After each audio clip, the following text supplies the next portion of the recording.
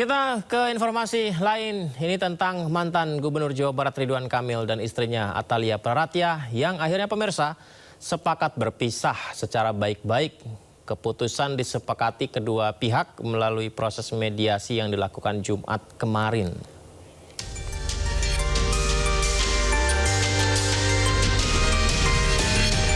Mantan Gubernur Jawa Barat Ridwan Kamil dan istrinya Atalia Praratya sepakat untuk berpisah secara baik-baik. Keputusan RK dan Atalia berpisah baik-baik disampaikan oleh kuasa hukum masing-masing pihak dalam pertemuan dengan media di Kota Bandung Jumat kemarin. Kuasa hukum Ridwan Kamil, Wenda Alwi, menuturkan kedua belah pihak telah menjalani proses mediasi yang dihadiri langsung oleh masing-masing prinsipal. Kuasa hukum Atalia juga menegaskan keputusan berpisah diambil bersama tanpa adanya konflik berkepanjangan. Mediasinya sudah dilakukan, yang dihadiri langsung oleh prinsipal, didampingi oleh para penasihat hukumnya, gitu ya, masing-masing. Jadi tadi Ibu Atalia sudah hadir, Bapak Ridwan Kamil juga sudah hadir, dari mediator Pengadilan Agama juga ada, gitu, yang ditugaskan oleh Pengadilan Agama, dan hasilnya adalah ada beberapa kesepakatan yang disepakati. Tentunya saya juga belum bisa sampaikan di sini ya, karena kan formatnya tetap perceraian itu tertutup. Namun yang hal lainnya adalah bahwa mediasi kemudian akan bergulir ke agenda persidangan. Pada dasarnya beliau-beliau ini sepakat untuk berpisah secara baik-baik. Kedua akan saling menghormati satu sama lain dan juga akan merawat bersama anak-anaknya. Lalu yang kedua, ini perlu diluruskan juga, karena kebetulan kami dari pihak penggugat, ya, dalam hal ini kami kuasa hukum penggugat, yang dimana kami membuat isi gugatan, bahwa kami pastikan ya, di dalam isi gugatan ini, saya ulangi, di dalam isi gugatan tidak ada yang namanya pihak ketiga. Sebelumnya, Atalia menggugat cerai Ridwan Kamil dan mendaftarkan gugatannya pada Rabu 10 Desember 2025. Gugatan cerai ini sudah bergulir dengan berlangsungnya sidang perdana di Pengadilan Agama Bandung pada 17 Desember lalu. Namun RK dan Atalia tidak hadir. Dari Bandung, Jawa Barat, Yanuar Candika, iNews melaporkan. Sementara itu, Kepala Staf Angkatan Darat Jenderal Maruli Simanjuntak meminta semua pihak kerjasama dalam penanganan banjir bencana di Sumatera.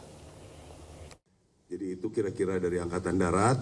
Jadi saya juga pada kesempatan ini menghimbau para rekan-rekan media supaya mengekspos bagaimana kami bekerja. Ya, semua bekerja begini. Kalau ada hal kekurangan, pasti banyak kekurangan. Ya, tolong informasikan kami kekurangan itu, jangan diekspos lewat media.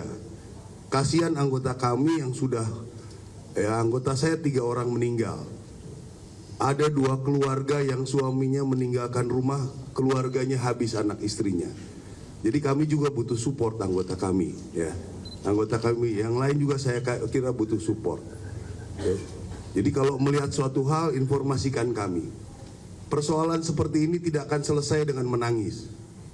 Kita harus bekerja sama, kita harus kompak semua. Kita harus kompak, kita perlu, kasihan. Yang terkena bencana kondisinya memang rumit. Anda mungkin kita tidak merasakan bagaimana mereka susahnya. Kalau kita tampung apa mereka bicara, banyak kekurangan. Kalau Anda mengoreksi kami bekerja, banyak kekurangan. Jadi mari kita bersama-sama beri kekuatan yang kena bencana, beri kekuatan kami yang bekerja. Ya, jangan sedih anggota itu, sudah bekerja siang malam, malah dibilangnya pengerahannya guys. Bagaimana rasanya Anda coba kalau di posisi itu? Bukan saya, anggota saya. Kehujanan tengah malam betuk seperti itu. Terus dibilangnya lambat. Ya, jadi tolong yang seperti ini, kita harus kompak bernegara. Peran Anda luar biasa media. Bangkitkan moral masyarakat, bangkitkan kami yang bekerja. Bukan kami, anggota kami. Jadi itu mungkin himbauan dari saya. Ya, saya perlu sekali bantuan dari rekan-rekan media supaya bisa mengekspos bagaimana harapan itu kepada para korban bencana. memberikan penghargaan pada anggota-anggota kita yang bekerja. Ya, kalau mau mencoba rasakan bagaimana rasanya, dia harus ke tempat tertutup akses. Mereka juga tidak ada air minum, mereka juga tidak ada baju ganti, mereka juga dengan kondisi tempat penginapan yang kurang jauh dari layak, mungkin lebih jelek dari pengungsi. Ini Pemerintah Kota Medan kembalikan 30 ton bantuan dari Uni Emirat Arab. Hal ini dilakukan setelah ditegur pemerintah pusat dan Gubernur Sumatera Utara.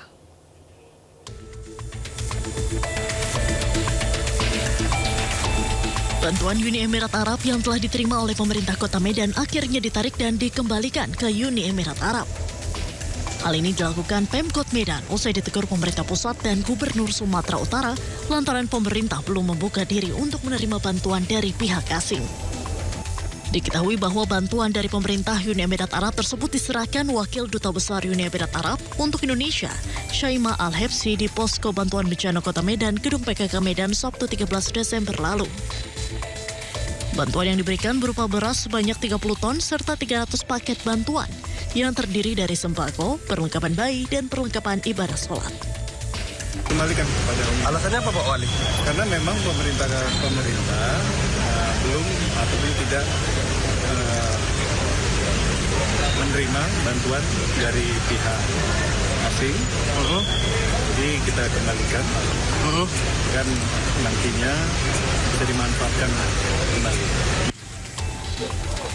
Sementara Ketua Umum PMI Yusuf Kala menegaskan bahwa bantuan asing diperbolehkan masuk selama ditujukan untuk kepentingan kemanusiaan dan dikoordinasikan dengan baik oleh pemerintah.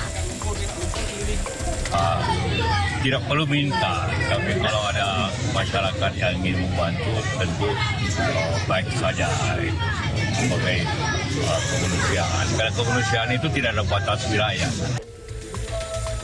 JK juga mengajak seluruh pihak untuk bekerja bersama dalam penanganan bencana di Sumatera. Tim Liputan News melaporkan. Ya, di saat bantuan 30 ton dikembalikan, ratusan ribu pengungsi ini kelaparan di sana ya pemirsa ya. Dan Gubernur Sumatera Utara Bobi Nasution menjelaskan bantuan kemanusiaan untuk korban banjir di Medan bukan berasal dari pemerintah Uni Emirat Arab ternyata, tapi dari organisasi non-pemerintah. Jadi bantuan yang diberikan ini seperti yang Anda saksikan ini dikembalikan. Nah, Bobi mengatakan bahwa bantuan 30 ton tak jadi dikembalikan. Bobi bersama Wakil Wali Kota Medan yang ditemui di lapangan udara Suwondo, Medan menjelaskan hasil koordinasinya dengan Kementerian Dalam Negeri perihal mekanisme penyaluran bantuan dari luar negeri. Jika antar pemerintah atau government to government, maka penyalurannya wajib melalui pemerintah pusat. Kalau government to government. Jika bantuan luar negeri berasal dari organisasi non-pemerintah tidak diserahkan langsung pada pemerintah daerah dan penyalur bantuannya harus melalui pihak organisasi non-pemerintah di Indonesia. Ya, semoga saja terpenuhilah seluruh kebutuhan warga pengungsi ya dengan bantuan yang datang begitu. Bantuannya G2G tentu kita serahkan ke pemerintah pusat. Kalau G2G karena harus melalui pemerintah pusat. Namun disampaikan ke Wali Kota ini yang dari Uni Emirat Arab bukan G2G, bukan G2G, jadi bukan negara Uni Emirat Arabnya, namun NGO.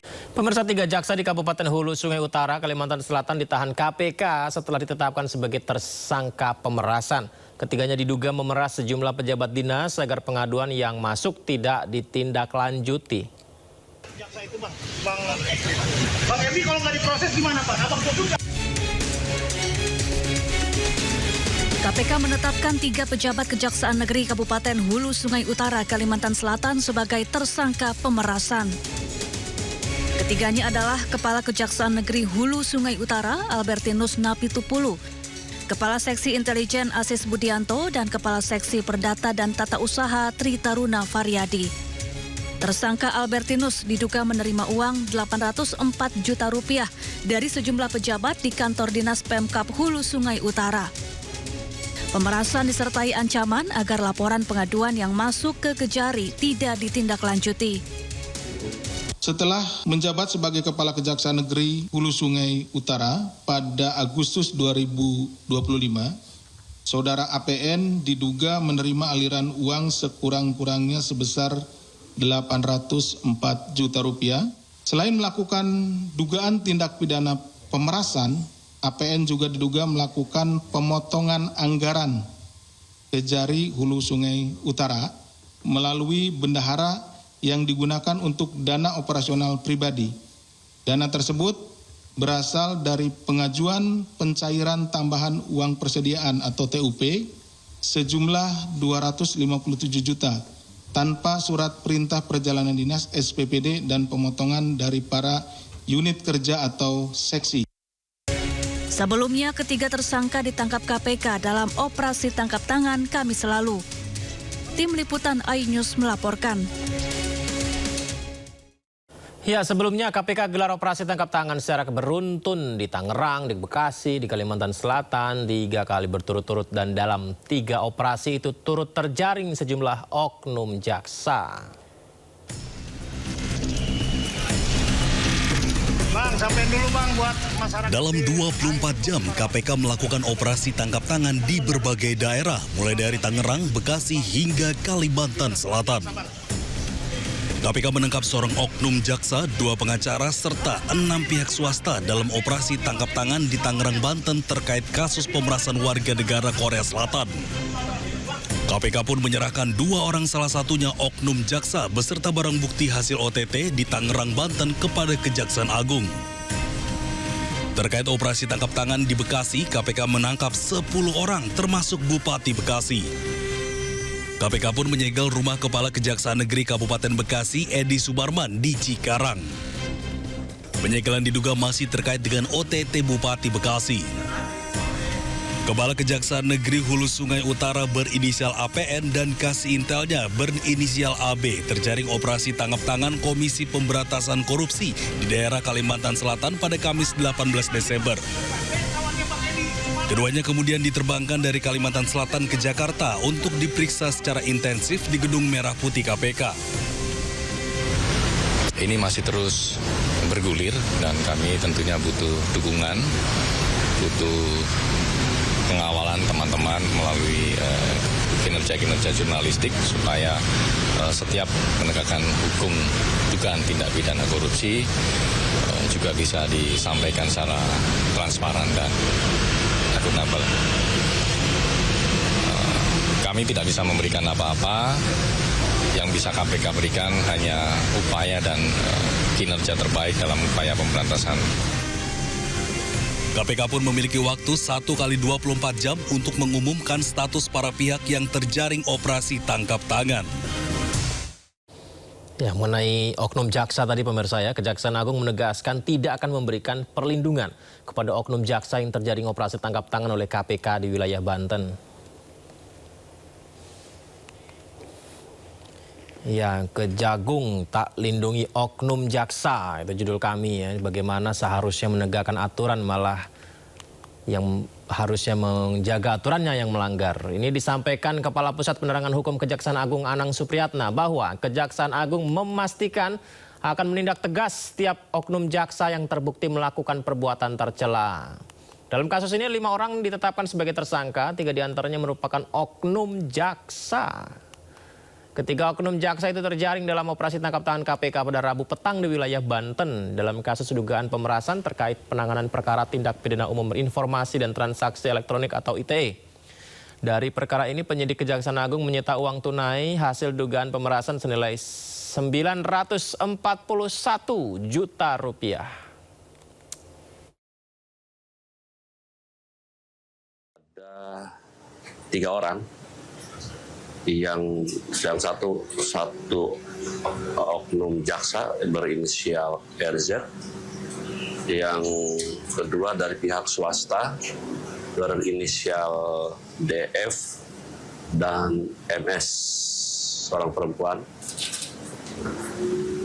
Dan tadi malam sudah lakukan pemeriksaan, sedangkan kami sendiri di tanggal 17 Desember sudah melakukan juga penyidikan terhadap perkara